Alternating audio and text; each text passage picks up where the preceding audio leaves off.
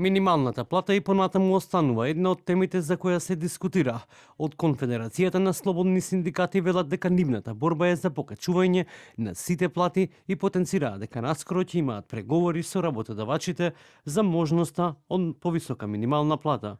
Еве, можам тука ексклузивно да кажам дека наскоро веќе ние и седнуваме со дел од работодавачите, каде што имаат желба да преговараме и да видиме колку може да биде минималната плата. 500, 600, 700, зашто да не? Има и такви размислувања. Од Сојузот на синдикати на Македонија потенцираат дека работникот заслужува повисока минимална плата за да може да екзистира и да биде продуктивен, но и потенцираат дека работникот има механизам како да возврати на негодувањето за повисока плата преку протести и штрајкови. Според таа методологија тогаш на 1/3 бруто домашен производ, 1/3 пораст на просечна плата и 1/3 од порастот на инфлацијата, минималната плата денеска во Македонија ќе изнесуваше 19.000 денари.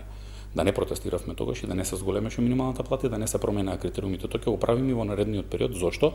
Затоа што не е доволна висината на минималната плата. Недоволно е вие да се фалите со некое усогласување од 1.600 денари. Заменик министерот за економија и труд Маријан Ристевски го повтори ставот на владата дека ќе го почитуваат секое решение донесено со консензус. Без договор на двете страни, ние не можеме да менуваме формула која е и законско решение за пресметување на минималната плата. Формулата е позната и формулата не е донесена од оваа влада, туку е донесена со еден консензус од претходна влада помеѓу работодавачи и синдикати. На последната средба на Економско-социјалниот совет немаше договор околу барањето за повисока минимална плата. Бизнис конфедерацијата со предлог да има зголемување на платата, но придонесите да останат на истото ниво како досега.